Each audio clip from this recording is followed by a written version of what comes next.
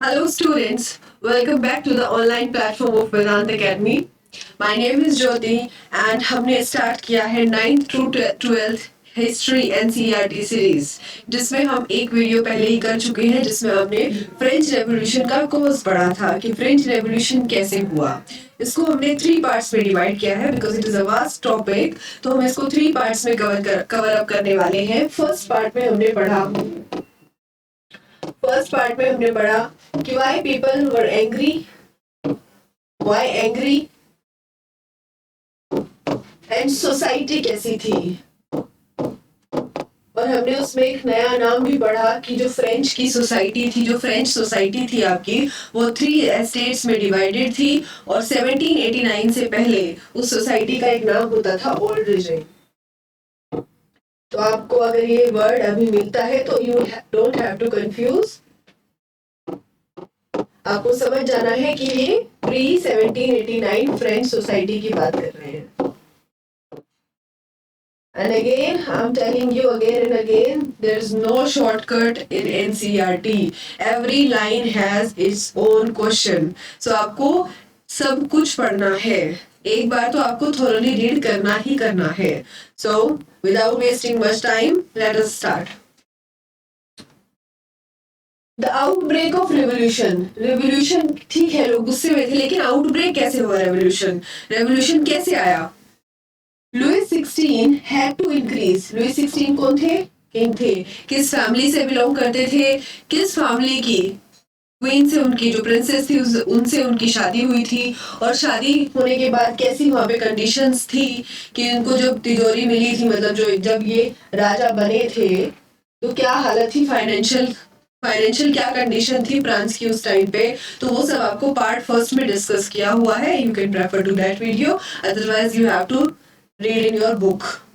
So Louis 16 had to increase taxes for reason. क्या reason थे? कर्ज में थे वो, उनके पास 2 बिलियन लिवर्स का कर्ज था। Livres unit of currency of France at that time. So how do you think that he could have gone about doing this? इसके लिए आपको प्रीवियस सेक्शन से कंसल्ट करना पड़ेगा। In the France of old regime, now see this word old regime, the monarch did not have the power to impose taxes according to his will alone. ठीक है, राजा को tax बढ़ाना है लेकिन वो खुद नहीं बढ़ा सकता था। वहां पे एक रूल होता था कि जो फ्रांस की सोसाइटी के 3 पिलर्स हैं, चर्च वाले लोग, क्लर्जी, जो किंग और उसके लोग हैं, दे आर नोबल्स, और थर्ड स्टेट में आपके बिजनेसमैन आ गए, आपके पीजेंट्स आ गए, प्रोफेशनल्स आ गए, वो सब आते हैं आपके थर्ड स्टेट में। तो कैसे होता था वहां पे, कैसे वोटिंग सिस्टम था, कैसे कि टैक्स बढ़ाना है तो कैसे वो, जैसे अब हम लोग कोई भी टैक्स बढ़ाना है, कोई भी बिल लेके आना है तो पार्लियामेंट में डिस्कस होता है ना। तो इसी तरह से उस टाइम पे क्या हो रहा था, राजा को क्या करना पड़ता था, एक मीटिंग बुलानी पड़ती थी एस्टेट्स जर्नल की, a meeting of estates journal which would then pass his proposals for new taxes। और फिर जब तीनों स्टेट के लोग मिलते थे और वो मिलकर पास करते थे कि क्या करना है, टैक्सेस बढ़ाने हैं या कैसे करना है, या न्यू टैक्स लाना है, जो भी करना है, तो वो सब मिलके करते थे। कैसे कैसे था कि फर्स्ट एस्टेट वालों का कुछ ज्यादा था, सेकंड एस्टेट वालों का वोटिंग सिस्टम का प्रेफरेंस ज्यादा था, वो कैसे था वो हम देख लेते हैं। The Estate Journal was a political body to which 3 states sent their representative। Estate Journal को तीनों के तीनों एस्टेट्स, क्लर्जी, नोबल्स और पीजेंट्स, बिजनेसमैन, प्रोफेशनल्स, ये सब अपने रिप्रेजेंटेटिव भेजेंगे और वो वोट करेंगे। वोटिंग में भी क्या होता था, और ये लास्ट मीटिंग होती थी, वो मोनार्क डिसाइड करता था, राजा डिसाइड करता था। और इससे पहले लुइस 16 से पहले ये मीटिंग हुई थी 1614 में, तो देखो उसके बाद ये अब हो रही थी। सो 1789 में, May 5 1789 में लुइस 16 ने मीटिंग बुलाई, pass proposals for new taxes, and एक हॉल में सब इकट्ठे हो गए। हॉल कहाँ पे था? Versailles, and was prepared to host the delegates, and the first and second estates sent 300 representative each। और जो आपके रोज में बैठे हुए हैं और 600 मेंबर होते थे थर्ड स्टेट के, जिनको खड़े रहना पड़ता था। देखिए फर्स्ट स्टेट के लोग भी आके बैठ गए, सेकंड स्टेट के लोग भी आके बैठे हुए हैं, और जो यहाँ पे कुछ सपोज करो यहाँ पे जो बैठा हुआ है स्टेट जनरल और इसके पीछे खड़े हुए हैं दे वर स्टैंडिंग, वो है आपके थर्ड स्टेट के तीसरे टाइप के जो लोग थे वहां पर, वो लोग खड़े हुए हैं। देखिए कितना भेदभाव था। तो जो चर्च वाले लोग हैं वो इधर बैठे हुए, वो 300 ही नंबर्स है, इधर जो बैठे हुए हैं नोबल्स वो 300 ही नंबर्स है, और जो खड़े हुए हैं वो 600 है, तो टोटल 1200 लोग हैं। वोटिंग सिस्टम भी कैसे होता था कि हर एक स्टेट की सिर्फ एक वोट काउंट होती थी, तो टोटल मिला के 3 वोट्स थी, इनकी एक वोट थी, इनकी एक वोट थी, इनकी एक वोट थी। जैसे सपोज करो इलेक्शन में ये बोल दिया जाए कि हर एक इंडिविजुअल की अलग वोट नहीं है, हर एक घर से एक वोट आएगी, हर एक गांव से एक वोट आएगी, तो इस तरह से थे। तो अगर ये दोनों फेवर में भी किंग के जाते हैं और ये अकेले भी रह जाते हैं तो भी किंग जीत जाएगा, तो भी किंग के पास पावर है कि वो टैक्स बढ़ा देगा, बिकॉज 2:1 का रेशो हो जाएगा। तो फिर क्या दिक्कत हुई? तो the third state was representative by, किससे रिप्रेजेंट करते थे? जो एजुकेटेड मेंबर्स होते थे थर्ड स्टेट वाले लोग, उनको भेजते थे ताकि वो उनका प्रपोजल रख पाए, उनकी समस्याओं को रख पाए। Peasants, artisans and women were denied entry to the assembly, और इनकी तो एंट्री ही बंद थी, ना वुमेन जा सकती थी, ना जो आपके किसान थे वो जा सकते थे, और जो आपके आर्टिसंस थे वो भी नहीं जा सकते थे। However, their grievance, और जो इनकी दिक्कत थी, इनकी डिमांड थी, वो आपके जो इनके रिप्रेजेंटेटिव होते थे, जो एजुकेटेड लोग होते थे, वह जाकर इनके डिमांड्स को रखते थे स्टेट जनरल के सामने असेंबली में। So moving to the next. Voting in the state journal in past had been conducted according to the principle that each state had one vote. यहाँ से भी क्वेश्चन आ सकता है। हर एक स्टेट का एक वोट था, क्लर्जी का एक वोट, नोबल्स का एक वोट, और आपका जो थर्ड स्टेट है उसका एक अलग वोट। तो total there were 3 votes. And this time, इस टाइम पे भी क्या किया लुई 16 ने कि ठीक है हम ऐसे ही करेंगे, हम 3 वोट्स पे ही बात करेंगे, जहां पे भी 2 वोट जिस फेवर में आ जाएगी वो फैसला मान लिया जाएगा। लेकिन लोगों पे तो गुस्सा भरा हुआ था, उन लोगों ने क्या कहा, हम ऐसे वोट नहीं करेंगे, हर एक मेंबर की वोट काउंट करेंगे। जैसे 1200 लोग हैं तो 1200 वोट्स पड़ेंगी, और किंग ने ये करने के लिए मना कर दिया। तो लोगों ने क्या किया, भीड़ में जुटकर गुस्से में आकर असेंबली हॉल से बाहर निकल गए। ठीक है, ये सब इसमें दिया हुआ है। Voting has one vote, and this time too, Louis XVI was determined to continue the same practice, but the members of third estate demanded that voting now should be conducted by the assembly as a whole, where each member would have one vote. Per member vote, one person, one vote, one person, one vote. And this was one of the democratic principle. ये आया कहाँ से था? एक democratic principal था, कहाँ का? जो आपके रूसो भाई साहब थे, रूसो फिलोसफर, जो नाम हमने पिछली वीडियो में भी सुना था, उनकी बुक थी सोशल कॉन्ट्रैक्ट। सोशल कॉन्ट्रैक्ट क्या था? गवर्नमेंट का और लोगों के बीच में कॉन्ट्रैक्ट, कि गवर्नमेंट को हम वोट दे रहे हैं, गवर्नमेंट हमें सिक्योरिटी प्रोवाइड करिए, तो एक कॉन्ट्रैक्ट के बेस पे होना चाहिए। ऐसे नहीं कि गवर्नमेंट कुछ भी कर देगी, कोई कॉन्ट्रैक्ट ही नहीं है। तो उसका ये प्रिंसिपल था, उसका एक डेमोक्रेटिक प्रिंसिपल था कि हर एक इंसान की, हर एक मेंबर की जो रिप्रेजेंट कर रहा है उसकी एक वोट होनी चाहिए। When the king rejected, और किंग ने इसको रिजेक्ट कर दिया, तो थर्ड स्टेट जो था वहां से असेंबली से बाहर निकल गया और प्रोटेस्ट में चला गया। एंड फिर the representative of third state, उन्होंने अपने आप को पूरे फ्रेंच का स्पोक्समैन बना लिया कि हम पूरे फ्रांस के लिए लड़ेंगे। एंड ऑन 20 जून, और इसके लिए उन्होंने 20 जून को क्या किया, एक टेनिस कोर्ट का हॉल था और उसमें वो इकट्ठा हो गए वर्सलीज के ग्राउंड पे।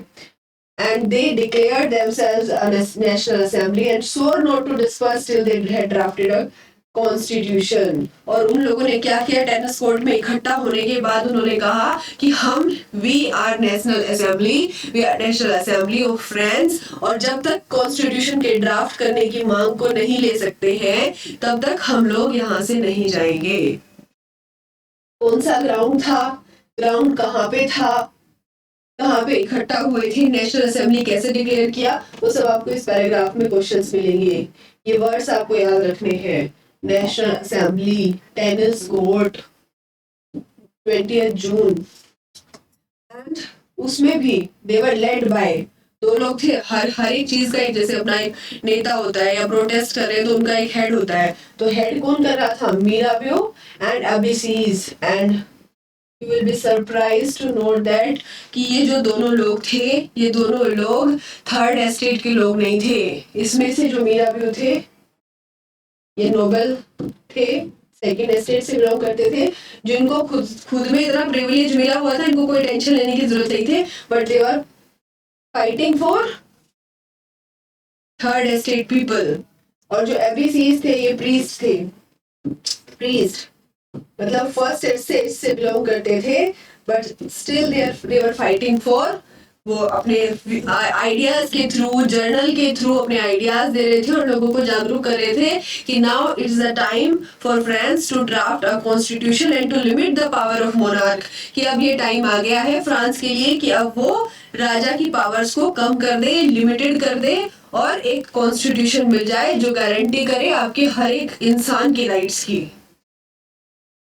और वो क्या करते थे? स्पीचेस देते थे, लोगों को इकट्ठा करते थे, असेंबल करते थे। ये देखिए, ये आपको दिखाया हुआ है टेनिस कोर्ट, और जहाँ पे इन लोगों ने ओथ ली थी कि अब हम यहाँ से नहीं हिलेंगे, हम यहाँ से डिस्पर्स नहीं होंगे जब तक कॉन्स्टिट्यूशन नहीं बनता है। तो इसके कार्टून्स और ये जो पिक्चर्स होती हैं, this is also very important and you have to watch this. तो ये मैंने आपको बता ही दिया है कि एबीसीज जो थे originally a priest wrote an influential pamphlet called What is the Third Estate। और उन्होंने एक पैम्फलेट भी बनाया था, और इन्होंने क्या किया था उसमें, उसका नाम था What is the Third Estate। तो ये क्वेश्चन बन सकता है किसने लिखा था? ये प्रीस्ट थे, इनका नाम एबीसीज था, I think pronunciation you can check. And ये क्या थे, किस एस्टेट से बिलोंग करते थे? फर्स्ट एस्टेट से, जो था आपका चर्च से related. And still he was fighting for third estate people, peasants। While the assembly in National Assembly was busy at Versailles and drafting a constitution, ठीक है, नेशनल असेंबली किसमें बिजी है कि हम कॉन्स्टिट्यूशन को ड्राफ्ट करें, लेकिन पूरे फ्रांस में क्या हो रहा था, उसमें क्यों अफरा तफरी मची हुई थी? क्योंकि वहां पर विंटर की वजह से बहुत ज्यादा सर्दी होने के कारण जो हार्वेस्ट हुआ क्रॉप का, वो खराब हो गया, बैड हार्वेस्ट। और उससे क्या हुआ? प्राइस फिर से बढ़ गए, ब्रेड के प्राइस बढ़ गए। ब्रेड के प्राइस बढ़ गए तो लोगों ने क्या किया? जो आपके, जैसे आपके कोरोना काल में क्या था, एक मास्क आपका अगर 10 रुपए का था, वो 100 रुपए का बिक रहा था। लोगों ने सप्लाई बंद कर दी और डिमांड ज्यादा बढ़ गई। और फिर जब थोड़ी सप्लाई है, डिमांड ज्यादा है, तो वो अपने मुंह मांगी कीमत पर उसको बेच रहा है। तो लोगों ने क्या किया? ऐसे स्टोर करना स्टार्ट कर दिया और उसको महंगे दामों में बेचना स्टार्ट कर दिया। लोग क्या कर रहे थे? बेकरी पर लाइंस में खड़े हुए थे। तो एंग्री वुमेन जो थी, उन औरतों को गुस्सा आया जो बेकरी शॉप्स पर खड़ी हुई थी उस टाइम पर, वो शॉप्स में घुस गई। और फिर क्या हुआ? फिर किंग ने क्या किया? जब इतनी बुरी हालत थी तो किंग ने बोल दिया कि जाओ पेरिस में। At the same time king order troops to move into Paris. उसने अपनी ट्रूप्स को, अपनी आर्मी को अंदर शहर में भेज दिया। And on 14 July the agitated crowd stormed and destroyed the Bastille। अब आप कनेक्ट करोगे जो फर्स्ट पैराग्राफ में दिया हुआ है, और इसी वजह से, इसी गुस्से के कारण उन्होंने बास्टिल क्या थी? जो वहां की प्रिजन थी, जेल थी, उसको, उस पर हमला किया, वहां से कैदियों को रिहा किया और किंग को दिखाया कि तुम्हारी पावर अब नहीं चलेगी। और फिर उन्होंने क्या किया? उन लोगों ने उसको सब तोड़ दिया। इन द कंट्री साइड, और जो आसपास में वहां का जो गांव वाला इलाका था, वहां पे क्या हुआ? In the country side rumours फैल गए कि जो लॉर्ड्स ऑफ द मैनर है, उन्होंने उनके जो bands of brigands who were on their way to destroy the ripe crops. लोगों में क्या फैल गया? रूमर्स क्या फैल गए कि जो लॉर्ड्स ऑफ द मैनर है, मतलब कि जो आपके लैंडलॉर्ड्स एक्सेट्रा है, उन्होंने क्या किया है कि उन्होंने कुछ गुंडों को अपना भेज दिया है कि जितनी भी राइप क्रॉप है उसको जाके नष्ट कर दो। तो लोगों ने क्या किया? उन्होंने फिर अपने हथियार जुटाने शुरू किए। हथियार जुटाने के बाद उन्होंने क्या किया? Court in a frenzy of fear. अब उन्होंने डर के मारे क्या किया? उन्होंने several districts seized holes and pitchforks and attacked Chateau. उन्होंने क्या किया, अपने अपने फावड़े, अपने जो कुल्हाड़ी वगैरह है या बहुत सारी चीजें जो उस टाइम पे उनके हथियार थे, उन्होंने वो इकट्ठा किए और उन्होंने जाके इस प्लेस पे अटैक कर दिया जिसको हम बोलते हैं शाटो। शाटो बोलते हैं हम इसको। और ये क्या होता है, दिस इज अ कैसल और stately resistance belonging to the king और नोबलमैन, जहाँ पर आपका राजा रहता था और उसके मंत्री रहते थे। इस प्लेस पर लोगों ने अटैक कर दिया and a large number of, और उन्होंने क्या किया, जितना भी ग्रेन होर्ड किया हुआ था लोगों ने उसको लूट लिया और क्या किया, जिसमें भी उनके ड्यूज थे कि इतना किसी पे बकाया है या जो भी उनका ड्यू का पेपर वगैरह थे कि कितना किसको लगान देना है, क्या देना है, उन सबको उन्होंने जला दिया। और लोगों ने फिर क्या किया, जो नोबल्स थे वो दूसरी कंट्रीज में भाग गए डर के मारे। So faced with the powers of this revolting ideas, Louis 16 ने फिर क्या किया, फाइनली उसने बोल दिया ठीक है, आप कॉन्स्टिट्यूशन ड्राफ्ट कर सकते हो एंड मेरी पावर्स को जो है वो लिमिटेड कर सकते हो। जब शहर में इतना दंगा फसाद और ऐसे मारा मारी चल गई तो लुई 16 ने क्या किया, ठीक है भाई बनाओ कॉन्स्टिट्यूशन और लिमिट कर दो मेरी पावर्स को। And he accepted the principle of drafting a constitution and फिर 4th August 1789 रेवोल्यूशन जुलाई में हुआ है और अगस्त में उन्होंने क्या किया, assembly pass the decree abolishing the feudal system of obligation and taxes. और फिर क्या हुआ, उन्होंने एक डेक्रे पास कर दिया, उन्होंने पास कर दिया कि अब ये फ्यूडल सिस्टम नहीं चलेगा जिसमें टैक्सेस होंगे। तो फिर क्या हुआ, उससे जितने भी लोगों के पास प्रिविलेज थे, जो चर्च के पास प्रिविलेज थे, जो लैंड उन्होंने हड़पी हुई थी या लोगों से ली हुई थी या वो जो प्रोड्यूस लेते थे लोगों से, क्लर्जी की लैंड जो है वो उन्होंने कॉन्फेस्टिकेट कर दी गई। और उससे फिर क्या हुआ, उससे क्या फायदा हुआ गवर्नमेंट को, जो गवर्नमेंट बनी उसका जितना भी कर्ज था उससे सब क्लियर हो गया। उन्होंने एक्वायर कर लिया वर्थ एटलीस्ट 2 बिलियन लीवर्स और इतना ही कर्ज था उसके पास। तो इससे क्या फायदा हुआ कि अब फ्रांस जो है उस पे कर्ज नहीं रहा। तो इससे हमें पता चलता है कि इससे हमारा क्या हुआ, रेवोल्यूशन के आउटब्रेक होने से क्या हुआ कि किंग मान गया कि ठीक है कॉन्स्टिट्यूशन बना लो। तो ऐसे कॉन्स्टिट्यूशन आया था फ्रांस के अंदर। एक दिन में कुछ नहीं हुआ है। इतिहास हम क्यों पढ़ते हैं, क्यों हम हिस्ट्री पढ़ते हैं, इवेंट्स क्या थे, प्रोसेस ऑफ इवेंट्स, एक इवेंट से दूसरी चीज कैसे रिलेटेड है। तो यहाँ से ऐसे आया कॉन्स्टिट्यूशन। अब आगे देख लेते हैं फिर क्या हुआ इसके बाद। कॉन्स्टिट्यूशन तो बन गया, अब कोई भी चीज समाज में नहीं बनती है तो कैसे पता चलता है कि क्या होने वाला है, हमें तो नहीं पता है। तो उससे कुछ प्रॉब्लम्स भी आएंगी, लोग उस चीज का गलत फायदा भी उठा सकते हैं और उसका सोल्यूशन भी हमें निकालना पड़ेगा, क्योंकि कोई भी चीज स्टार्टिंग में जब नहीं आती है तो हमें नहीं पता होता है। और कोरोना का एग्जाम्पल आप हर जगह ले सकते हो, अभी भी लोग हैं बट इतने डरे हुए नहीं है। स्टार्टिंग में जब कोरोना की लहर आई थी तो हमें नहीं पता था कैसे बचना है इससे, तो धीरे धीरे धीरे धीरे करके। तो ऐसे कुछ भी चीज अच्छी बुरी कुछ भी चीज आती है तो हमें नहीं पता होता है स्टार्टिंग में how to deal with that, धीरे धीरे हम समझते हैं। So now friends becomes a constitutional monarchy और इसमें 3 चीजें बन गई। जैसे देखिए, अब जुडिशरी, एग्जीक्यूटिव, लेजिस्लेचर।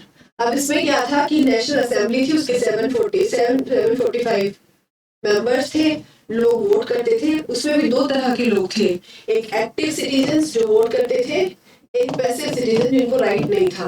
देखो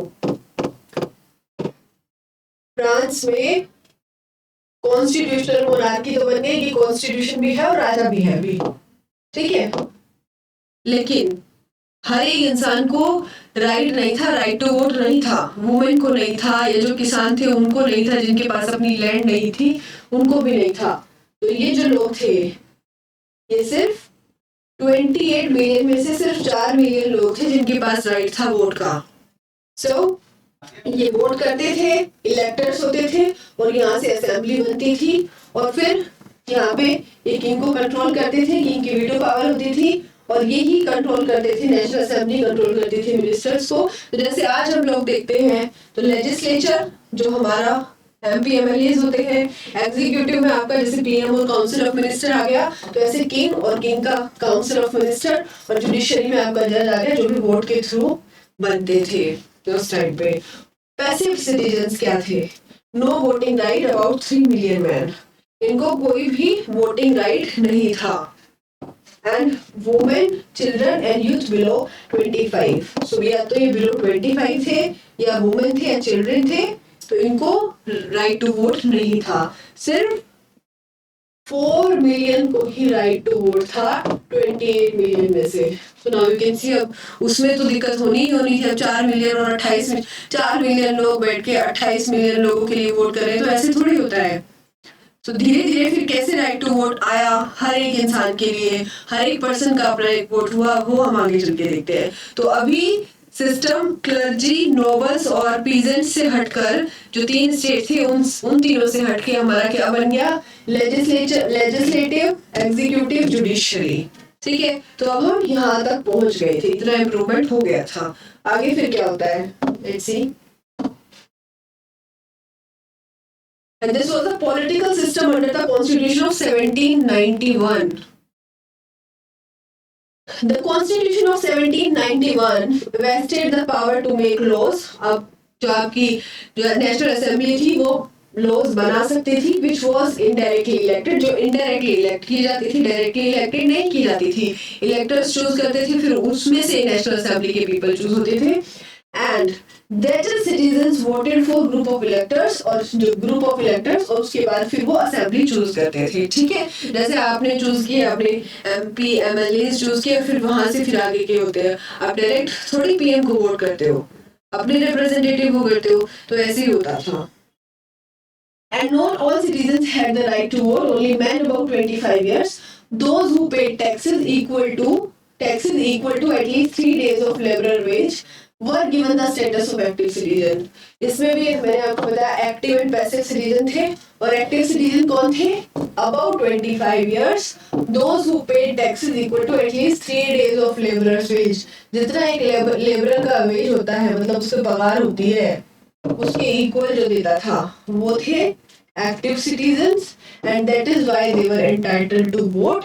एंड जो रिमेनिंग थे, वुमेन है या फिर जो 25 से कम के मैन है, चिल्ड्रन है जो टैक्स पे नहीं करते हैं, उनके पास कोई राइट टू वोट नहीं था. And to qualify as an elector, उसके बाद इलेक्टर कौन बनेगा उसके लिए क्या करना पड़ता था, a man had to belong to the highest bracket of tax payer. ठीक है, तो इसमें भी क्या था कि जो टैक्स ज्यादा पे करेगा उसके ही ज्यादा फायदे हैं. ठीक है, तो अभी भी एक ऐसा ढांचा नहीं बना है कि जो सबके लिए फायदे का हो. तो जो भी ज्यादा टैक्स पेयर था, या ये आप कह सकते हो जो रिच था उसके पास था कि वो वोट कर सकता है, जो पुअर है उसके पास अभी भी कोई राइट टू वोट नहीं है. तो देखिए आगे कैसे चल के आता है. और वुमेन के पास तो था ही नहीं.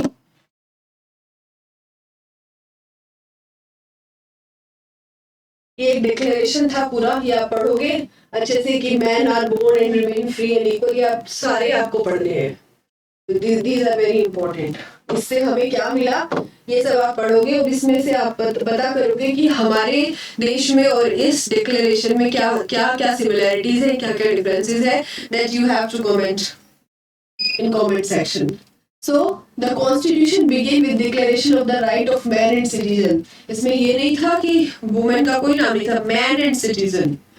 The constitution began with a declaration of rights of men and citizens. और rights कैसे थे, right to life, freedom of speech, freedom of opinion, equality before law, और ये सारे थे natural and inalienable rights, and that is they belong to each human being by birth and could not be taken away. ठीक है, ये by birth rights आपको मिलेंगे, मतलब उस टाइम पे सिटीजन्स को ये राइट्स प्रोवाइड किए गए. And this is very important, you have to keep in mind कि कौन कौन से राइट हमें डिक्लेरेशन के टाइम पर, उस टाइम पर डिक्लेरेशन के टाइम पर लोगों को दिए गए, और आज क्या क्या राइट्स हैं, या कुछ कोई ऐसा राइट है जो इसमें से हटा दिया गया. और उस टाइम पे ये बोला गया कि जितने भी राइट्स हैं, आपका राइट टू लाइफ है, फ्रीडम ऑफ स्पीच है, या जो भी जितने भी आपके है, इक्वालिटी बिफोर लॉ है, ये आपको बाय बर्थ मिलेंगे. जैसे ही बच्चा पैदा होगा तो उसका राइट टू लाइफ होगा, उसका इक्वालिटी बिफोर लॉ होगी, एंड उसको फ्रीडम ऑफ स्पीच मिलेगी. और it was the duty of state to protect each citizens natural rights. और ये ड्यूटी स्टेट की है हर एक सिटीजन को उसके राइट्स को प्रोटेक्ट करना, कि उसके राइट्स को प्रोटेक्ट हो, उसके राइट में कोई भी दिक्कत आ रही है तो ये स्टेट की ड्यूटी है कि वो प्रोटेक्ट करे. तो चलिए आगे। और जितने भी रेवोल्यूशनरी जो जर्नलिस्ट हैं या जो भी थिंकर्स रहे हैं जो आपके ब्लू बॉक्स में दिए हुए हैं, दे आर वेरी इंपॉर्टेंट। इसमें आपको बहुत अच्छी अच्छी चीजें जानने को, इनके बारे में समझने को मिलेगी। सो इनको भी आपको छोड़ना नहीं है, इनको पढ़ना है आपको। भले आप एक एग्जाम पॉइंट ऑफ व्यू से ना पढ़े, बट आपको इनका नाम, इन्होंने क्या किया था, ये सब आपको पढ़ना ही पढ़ना है। ठीक है, this will help you in your enhancing your knowledge. हर चीज में आपको कंपटीशन नहीं ढूंढना है, कुछ चीजें नॉलेज को बढ़ाने के लिए भी पढ़नी है, and that is very important. So these were the political symbols. उस टाइम पे लोग पॉलिटिकल सिंबल्स यूज करते थे, तो कैसे कैसे सिंबल्स यूज करते थे, जैसे द ब्रोकन चेन, एक ब्रोकन चेन। अब चेन किस लिए यूज होती है, आपकी जो हथकड़ी होती है वो क्या सिंबल, वो गिरफ्तारी का सिंबल दिखाती है कि लोग केज्ड हैं, लोग गिरफ्त में हैं। सो the majority of men and women in 18th century could not read and write. So images and symbols were frequently used instead of printed words to communicate important ideas. तो किसी भी आइडिया को दिखाने के लिए अब कोई नहीं पढ़ पाता है, नहीं बोल पाता है, तो आप क्या करोगे, आप एक सिंबल्स बना लोगे कि सिंबल ये चीज दिखा रहा है। तो उससे क्या फायदा होगा लोगों का कि मेजॉरिटी ऑफ पीपल आपकी बात सुनेंगे और उनको समझ में आएगा। तो एक ऐसे ओपन चेन बनाई गई, ऐसे ब्रोकन चेन की हथकड़ी अब टूट गई है। Chains were used to fetter slaves, मतलब जो स्लेव्स होते थे उनको क्या करने के काम आती थी, उनको बांधने के काम आती थी, उनको गिरफ्तार करने के काम आती थी। And a broken chain stands for the act of becoming free, कि अब हम फ्री हो रहे हैं। फिर आपका आता है द बंडल ऑफ रोड्स, ऐसे बंडल ऑफ रोड्स, जैसे आपको लकड़ी का भी एग्जांपल हम पढ़ते हैं बचपन में कि अगर एक लकड़ी होती है तो उसको नहीं तोड़ सकते, आप उसको तोड़ सकते हो, सॉरी उसको तोड़ सकते हैं, बट जब बंडल उसका इकट्ठा हो जाएगा तो वो नहीं। और उस चीज का किस चीज को दर्शा रहा है, वो यूनिटी को। तो यहाँ से लोगों को समझ में आ रहा था कि हमें यूनिटी बना के रखनी है, अगर हमें अपने लिए लड़ना है, अपने राइट्स को प्रोटेक्ट करना है और अपने लिए राइट्स बनाने हैं, अपने लिए कुछ करना है और इस देश के लिए कुछ करना है, तो हमें सबसे पहले यूनिटी दिखानी पड़ेगी। So one road can be easily broken, but not an entire bundle. Strength lies in unity. ठीक है, तो ये आपका था स्ट्रेंथ दिखाने के लिए कि स्ट्रेंथ जो है वो हमेशा यूनिटी में होती है। ठीक है, और ये था आपका फ्री। कोई भी इंसान उसको आप नहीं बांध सकते हो, आप हर इंसान को नहीं बांध सकते हो। तो ये था बिकमिंग फ्री, और इसीलिए उन्होंने किस पे अटैक किया था, बास्टिल पे। भले ही उसमें 7 कैदी थे, लेकिन उन्होंने क्या कहा कि अब हम बंद के नहीं रहेंगे, we have to be free and this is our right. ये आपको एहसान नहीं कर रहे हो हम पे फ्री करके, this is our birth right. उसके बाद है the I with in a triangle radiating light. ये आपकी एक आंख बना दी है इसमें, यहाँ पे my drawing is not so good, और वो रेडिएट कर रही है लाइट को।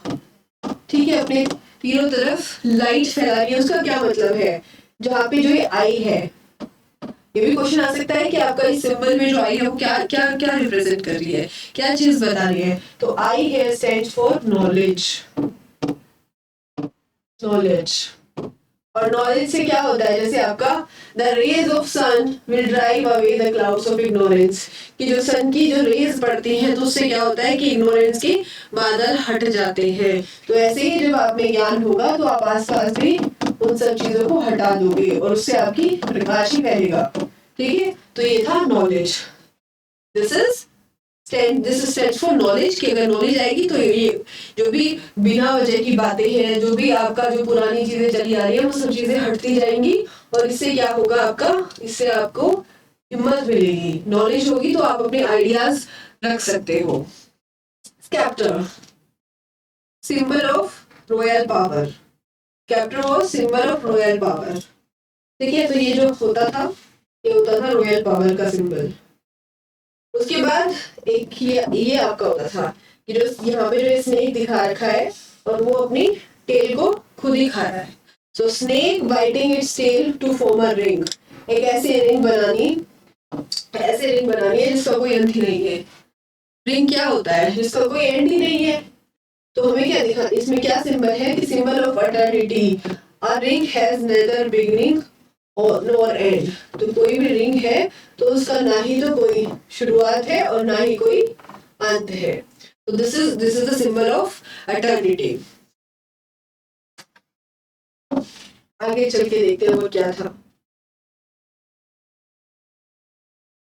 रेड, अब एक रेड कैप थी आपकी, रेड फ्रिजियन कैप. ये क्या होता था? ये कैप कब ओढ़ी जाती थी? जब आपको ये कैप, जो इस टाइप की कैप होती थी, रेड कलर की होती थी. और ये किस चीज का सिंबल था?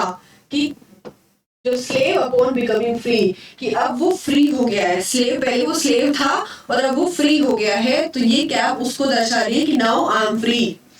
तो कैप worn बाय slaves upon becoming free. Okay. Now blue, white, red. ये तो आप सब जानते हैं, ज्यादा national colours of France. I think you all know that. So the winged woman, this is for law. कि हाँ, अब इक्वालिटी बिफोर लॉ है तो लॉ चाहिए. So the personification of the law. इसके लिए आपकी ये आपने देखा भी होगा, ये विंग्स लगे हुए और ये वुमेन. तो ये किसका सिंबल था? ये सिंबल था लॉ का. उसके बाद थी लो tablet. Let's see. The law tablet, that law is same for all and all are equal before it. जिससे आपका क्या मिला? Equality before law. So यहाँ से आपको क्या मिला है? Equality before law. Equality before law.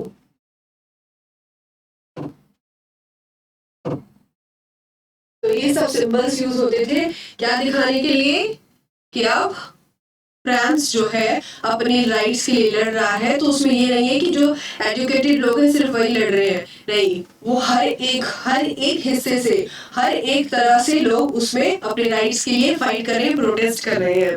उसमें चाहे एजुकेटेड लोग हैं और वो किस तरह से, जो लोग पढ़ नहीं सकते हैं, लिख नहीं सकते, उन लोगों को किस तरह एनकरेज कर रहे हैं और क्या हो रहा है.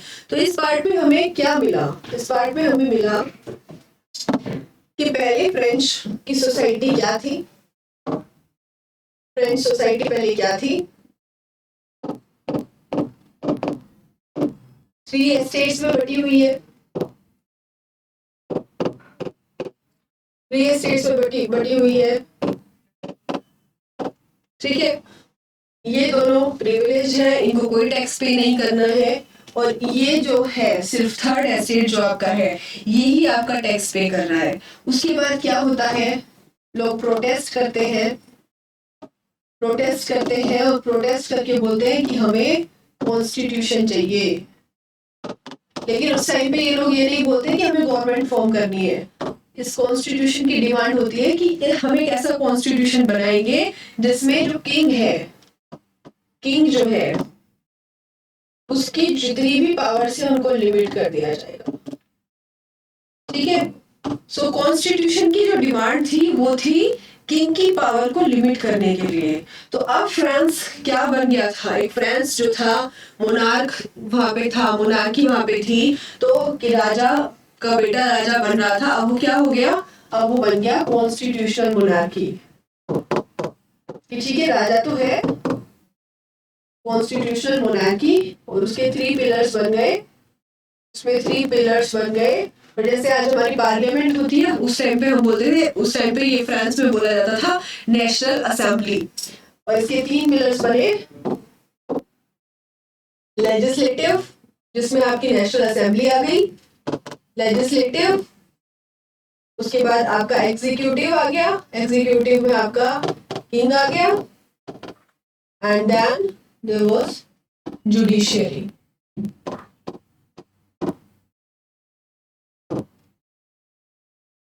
सो इन 3 एस्टेट से बनी हमारी ये 3 चीजें, लेजिस्लेटिव, एग्जीक्यूटिव, जुडिशरी, जो कि हमारी आज तक हम देखते हैं. आज तक यही चल रहा है, लेजिस्लेटिव, एग्जीक्यूटिव एंड जुडिशरी. तो ये चीजें कहाँ से आई? लोगों के आइडियाज से, थिंकर्स से. तो आपको थिंकर्स के नाम याद रखने हैं, स्पेशली कि जो भी आपके फ्रेंच रेवोल्यूशन से जुड़े हुए हैं, एंड देयर बुक्स, कि उन्होंने क्या, जैसे रूसो की social contract, and this is very important book. तो तो आपको इन चीजों को भी लर्न करना है कि किस थिंकर की, किस फिलोसोफर की कौन सी बुक है और उस बुक के किस आइडिया से, उस बुक से किस आइडिया से हमें क्या चीज मिली है, कौन सा राइट मिला है. So this is very important. उसके बाद हम नेक्स्ट पार्ट में हम कवर करेंगे. आई ट्राई कि ये आपका नेक्स्ट पार्ट में पूरा कंप्लीट हो जाए, but as it is a very vast topic, so I don't want any and I don't want to do any shortcuts.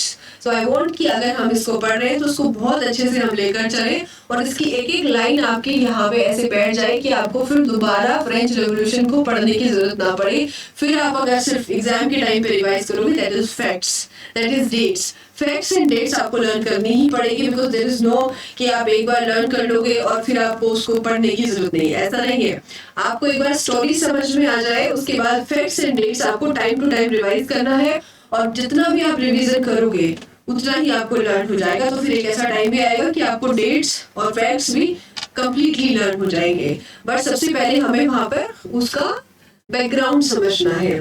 तो अभी तक हमने सोसाइटी भी देख ली, सोसाइटी का चेंज भी देख लिया और कॉन्स्टिट्यूशन भी देख लिया. अब हमें क्या देखना है कि फ्रांस में फिर भी दिक्कतें खत्म नहीं हुई. कॉन्स्टिट्यूशन बनने के बाद भी तो फ्रांस के लोगों ने क्या किया कि राजा को हटा दो और रिपब्लिक बन जाओ. रिपब्लिक क्या होता है, उसका मीनिंग क्या होता है, क्यों हम इतना यूज करते हैं रिपब्लिक, हम अपने लिए भी यूज करते हैं इंडिया के लिए. तो रिपब्लिक का मीनिंग क्या है, लिटरल मीनिंग ऑफ रिपब्लिक है क्या, और कैसे फिर मोनार्की को हटाया और राजा का फिर क्या हुआ, और क्या फिर राजा बनने के बाद फिर वापस से कुछ ऐसा नहीं हुआ, फिर कौन सी गवर्नमेंट बनी. उन सब चीजों को हम नेक्स्ट पार्ट में डिस्कस करेंगे एंड आई ट्राई कि एक दो पार्ट में इसको कंप्लीट किया जाए. सो पार्ट 3 में हम नेक्स्ट पढ़ेंगे. तब तक बैकग्राउंड जानने के लिए पार्ट 1 को आप प्रेफर कीजिए और कैसे कॉन्स्टिट्यूशन बना उसके लिए आप पार्ट 2 को प्रेफर कीजिए.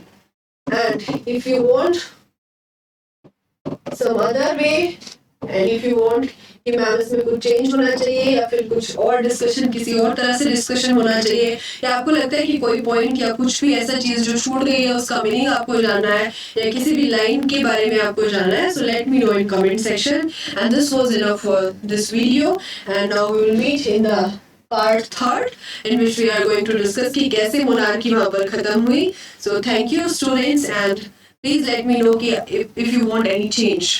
So thank you and have a nice day.